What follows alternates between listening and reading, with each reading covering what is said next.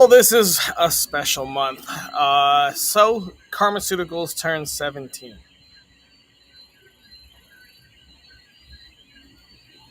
Yeah, that's a long time to run a business. Um, and it's not even my first business or my longest business, but it's kind of crazy that I have had a retail store. It's my longest retail store, 17 years. As soon as Eric Holder, still remember his name, was the Attorney General of the U.S., and he announced that the federal prosecution, federal law enforcement would not prosecute cannabis stores if they were following their state regulations. And that was the beginning of the green rush. California, Colorado went wild. Washington and Oregon weren't too far behind. So we officially became licensed. There wasn't really a license. I guess business license is what we started with because they didn't have cannabis licensing until I think it was March of 2010. We opened 2009. Yeah. Okay, so 16 years. I'm bad at math and I forget shit. So 16 years. Happy 16 Karma. For our 15-year anniversary, we did a giant party in the marijuana mansion that was crazy awesome. We had a 70s, 80s, 90s. But really, oh man, I don't even know what to say about the life of a cannabis store since the very beginning. So I'm currently probably the oldest current continuous cannabis owner in the world.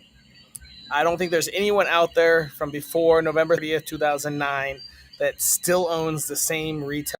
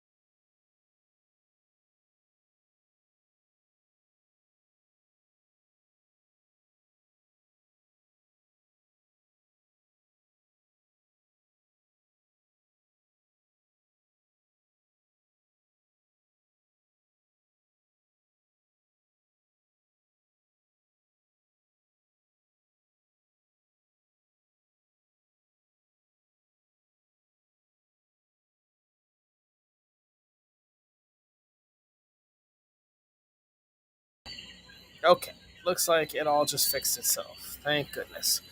Man, it's getting dark. So we don't celebrate daylight savings time down here.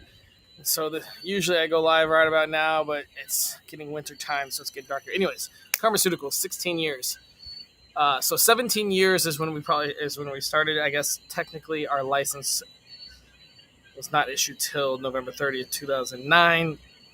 Um, so Colorado actually passed cannabis possession or decriminalized it in like 2000. And I remember in 2006 was when we started trying to figure out the logistics of how much cannabis you can have. You can't sell it. There were some people trying to do like donation based. It was really popular in California. Of here's this cannabis you can donate to my cause. Suggested donation is $40 or whatever the price was.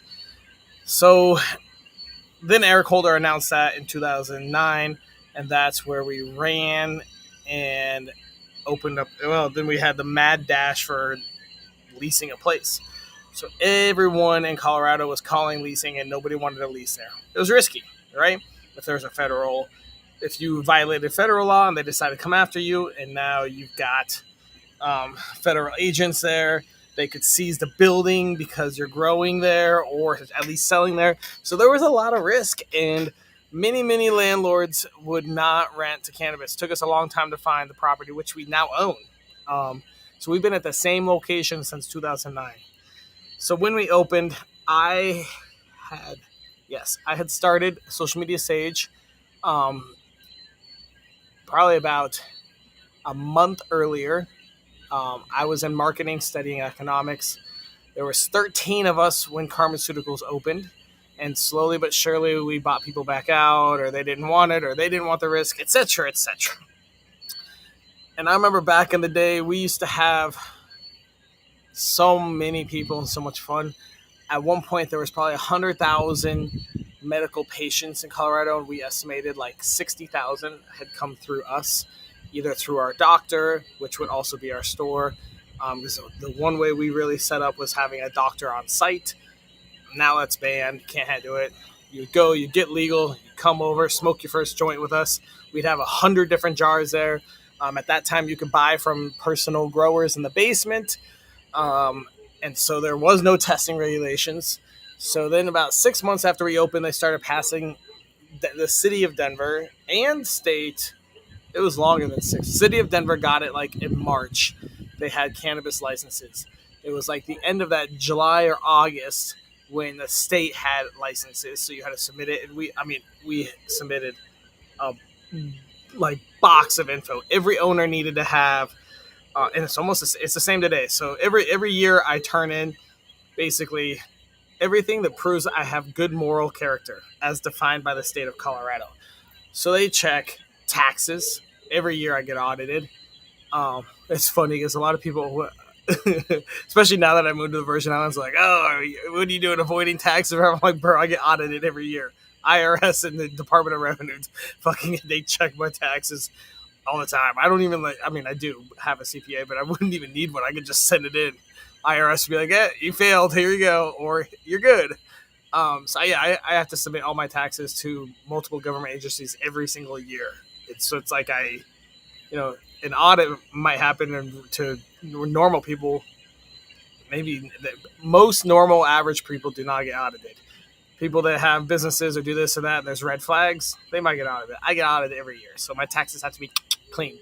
So in order to be a cannabis owner, student loans have to be there, taxes have to be there. There's a few other things you have to do. What do I have to do? I remember in the beginning we had to do cell phone logs related to the business and how it came to be, because they were trying to prove that the money invested to start the cannabis store was not from cartels, et cetera, et cetera. So when we first got our license from state of Colorado, and I believe this is 2010, and I believe it's like August, our box was massive. Each owner had a box that big, proving that we were of good moral character.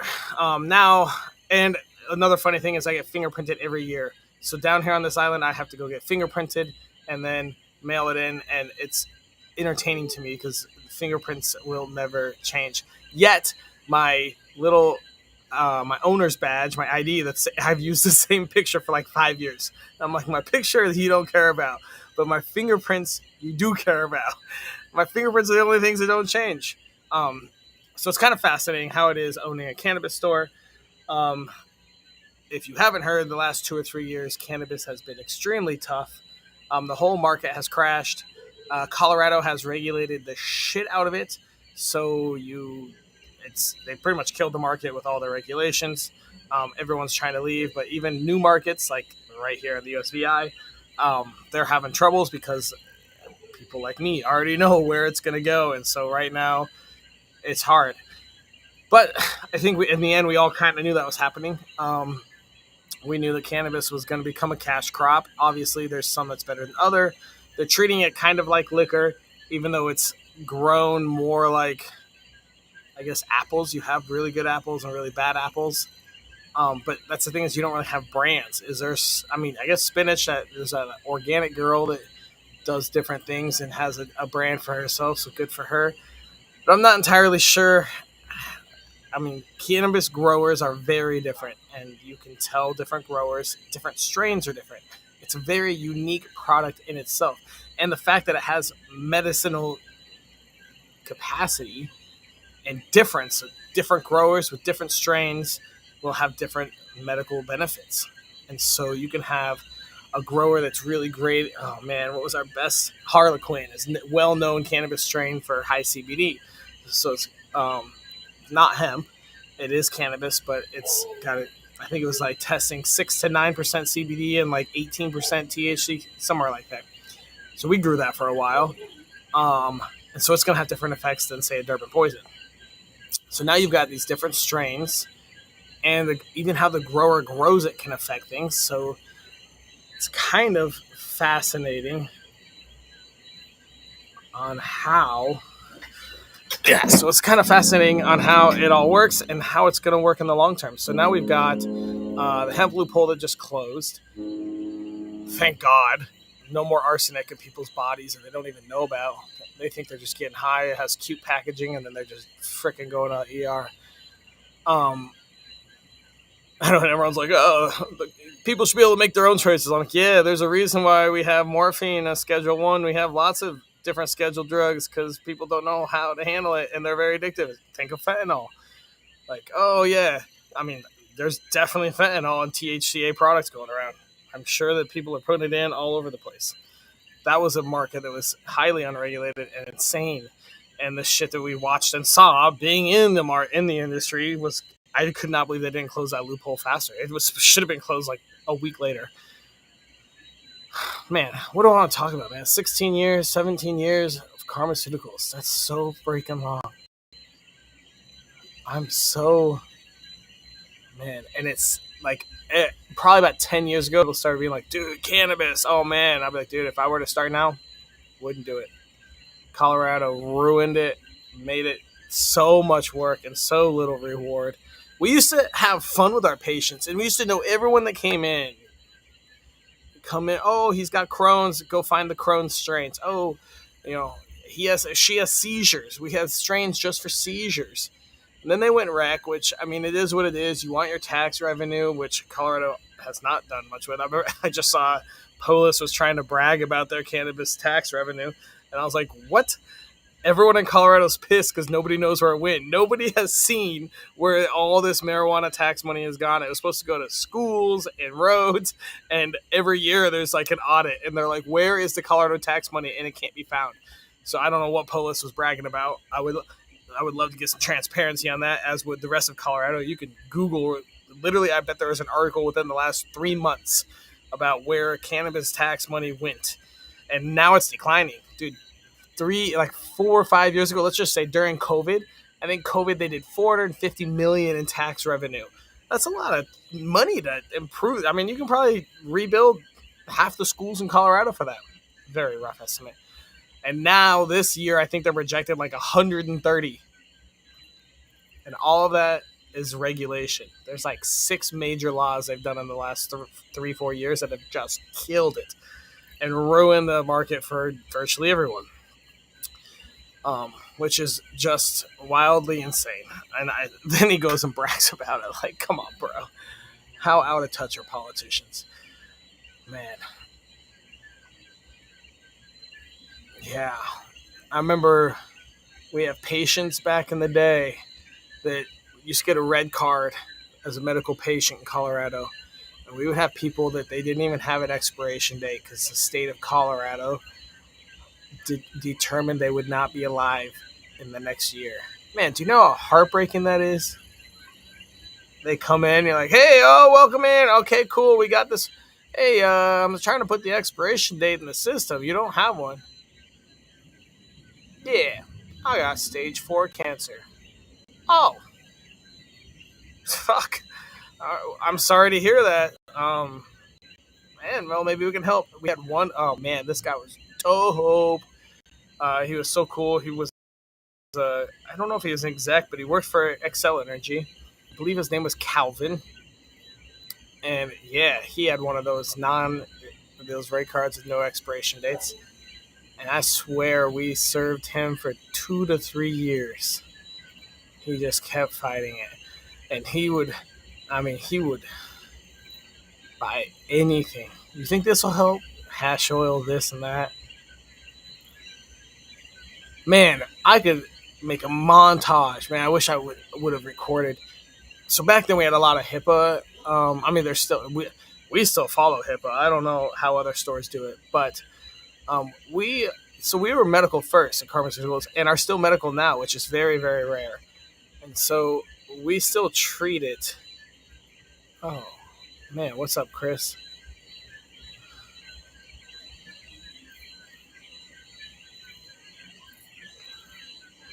I would show this, but it's a very long comment.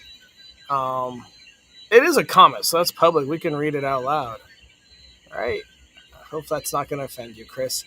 Didn't know this awesome. I'm a super fan of cannabis. I know you've probably heard this a million times, but I have a tolerance for cannabis. Well, that means you used it a lot. You grew your tolerance. Good. That is somebody I grew up with having a best friend whose dad was a true hippie. He grew his own for years, made the best better I've ever had. Just like with beer and anything else, if it's done at home in small batches, that's always the best way. Once you get commercial, there's a lot more factors to it. Bum, bum, bum, bum, bum.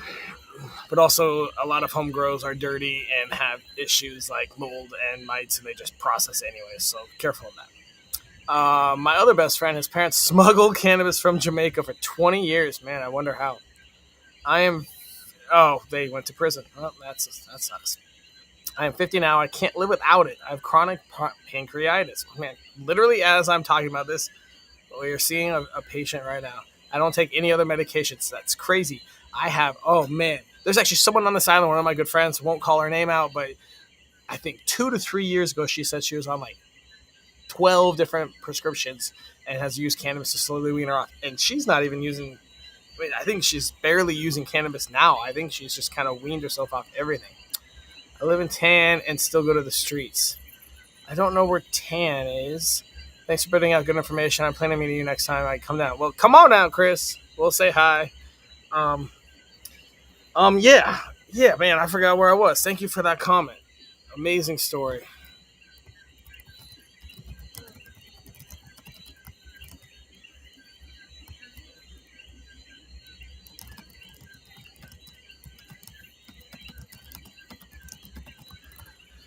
Yeah, well, that is so funny. So that's the kind of shit you hear after 17 years in cannabis. The number of people that are like, dude, I've I don't even know. I mean, seizures. I've had lots of seizure patients in my lifetime that use cannabis. The Crohn's is a huge one too. Lots of Crohn patients use sativas. And then just in general, pain. People have had surgeries. I mean, the amount of people in wheelchairs that have come through my store to come buy stuff, and then they don't know. So now we have to, and that's all right. This is one of the most fascinating things. Is we actually just, I think I'm Ben Terrell's. We were just arguing about the benefits of cannabis. I'm like, it's widely documented. Cannabis helps many things. There's studies everywhere. You could name off probably 25 different things it can do.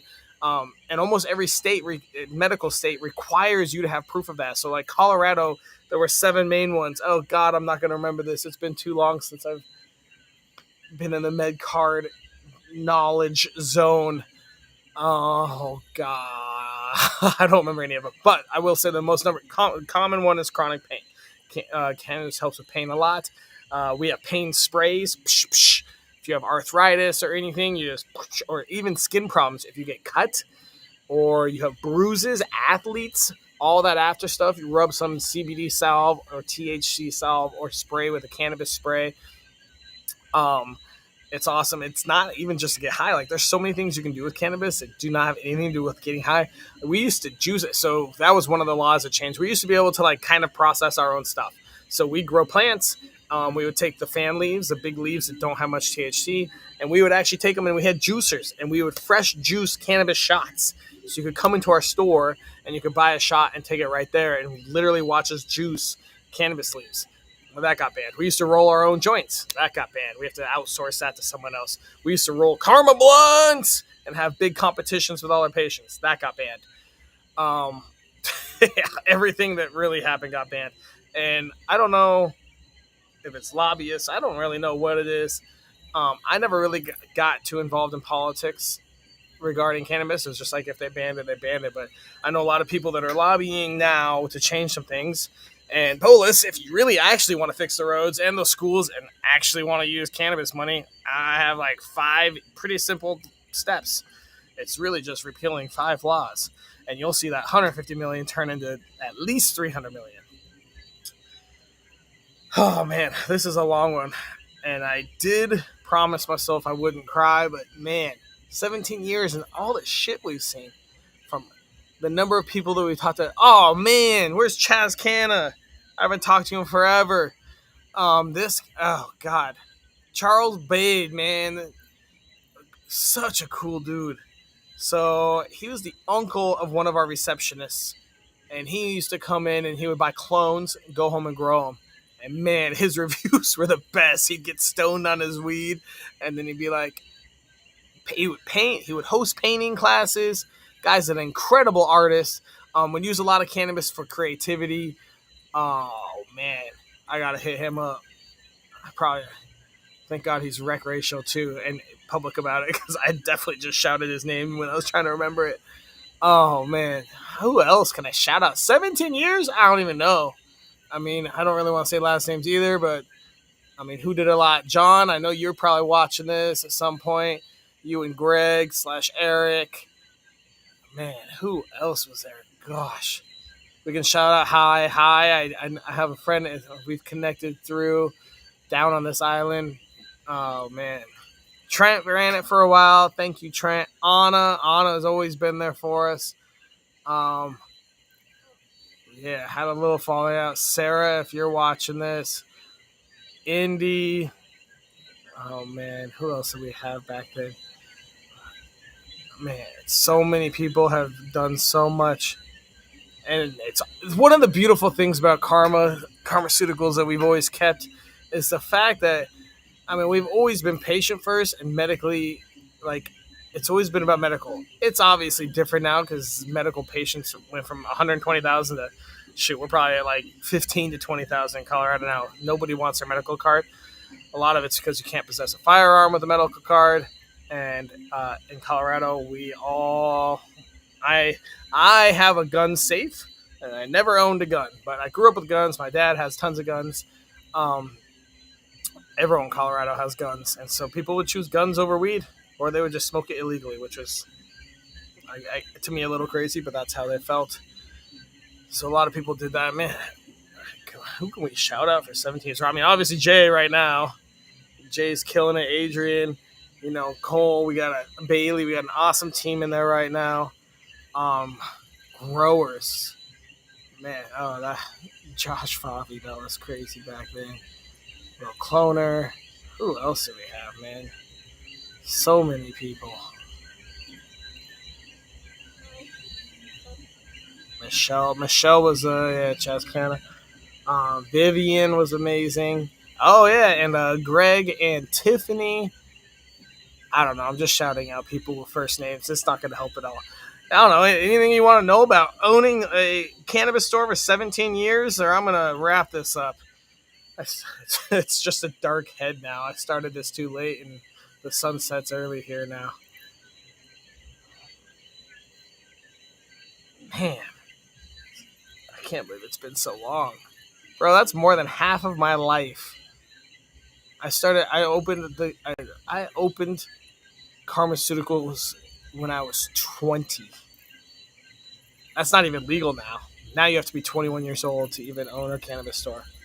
I wonder if so that means there was probably never a younger cannabis owner. I don't know if there's ever been a 20-year-old cannabis owner outside of me. That's another fascinating stat. Not only has nobody ever been in the same continuous owner for 16 years, nobody has been an owner at 20. If those aren't true, please tell me. I would love to meet somebody that has had the same store or same grow for 16 years, legal the whole time, and somebody that owned it, had an owner of a cannabis store, legal owner, under 21. Both would be fascinating. All right, well, I'm going to peace out of here. I'm going to click a button and see what happens here. Oh, that's kind of cool.